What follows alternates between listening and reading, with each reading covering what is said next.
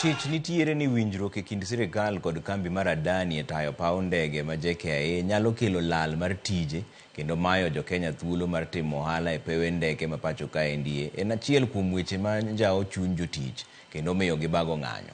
Gin ang'o mantiere winjruok momiyo jotich ok mor kode? George Bati kolonwa wachni.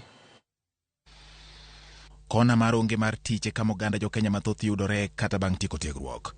To jomoseyudo tich kuwinjo ni nitiere dwaro maling'ling mar gologi e tije, to nyaka gimak amen kod ng'at madwa gologi e tich, kendo neno ni mok gi okopuki.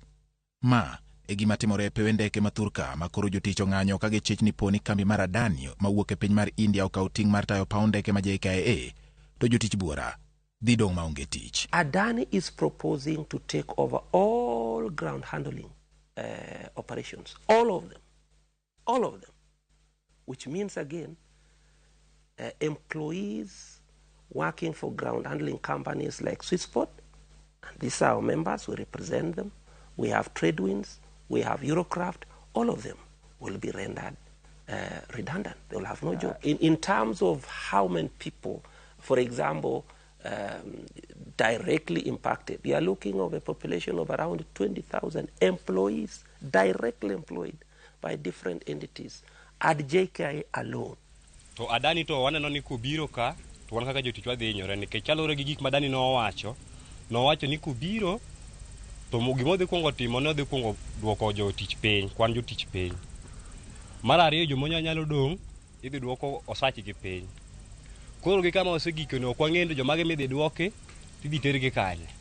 To jomodong' ma idhi duoko osachi gi piny gi tidhi duok nang'o? Kaluwore ni dwaro mar Adani en ni mondo gibi gita pewe mag ndeke ka gine maging'eyo ma sirikal ok odonjore. Luoro nitie ni dwaro margi mar medo omenda ne joma timo ohala biro miyo jo Kenya ma osebedo ka loko e pewe ndeke ma pacho ka wandgi podho, kendo ji mamoko ma gichich ni nyalo wuok e pinje maoko ema nyalo bedo kod thuolo mar timo ohala e pewe mag ndeke. The proposal is to raise the levies. You know, for business people who have rented, you are running a restaurant, whatever thing you are doing, you have an M-Pesa shop within JKIA. That Adani is already proposing, even before they get the deal, they are proposing to increase the levies. See that? Which means it is a polite way again of pushing out the business community currently at JKIA. E winjruok e kind sirikal kod Adani, kambino mawuok e piny India igeno ni biro tayo tijene kuom kidienje adek. Ka kidieny mokwongo kambino geno gero kuonde ma ndeke donjogo e ndara mar chako ng'wech kata piyo e nengo mar bilion 98 gedo mowinjo bed ni rumo higa mar 2029. Tielo mar ariyo en gero kuonde ma ndeke wuogo e ndach ng'wech kod kar chungo ndeke ma osepiyo gedo madhi kawo bilion 12 kendo biro rumo higa mar 2035 kod jiwo lony manyasani e wi chenro mag paw ndeke ma JKIA mageto kawo omenda maromo bilion 81. Kata obedo ni winjruok e kind sirikal kod Adani koni dwaro maduong' en mar keto paw ndeke ma JKIA rang'iny mar pewe ndeke ma idewo e piny mangima, maling'ling' koni opondo kaka Adani dwa tayo JKIA kuom higni 30. Bang' tiko gedo, Adani dwa ni gibi gibed kod thuolo mar tayo JKIA kigen koting'o choko mag omenda e ohala mamoko ma ok otenore kod fuyo mag ndeke kuom higni 30 ma sirikal ok odonjore kodgi. Bende gidwa ni mondo sirikal omigi higni moko ma ok gichulo osuru ma ikawo kuom ohala ma kembe oyudo, ma dho ngere dendo ni corporate tax.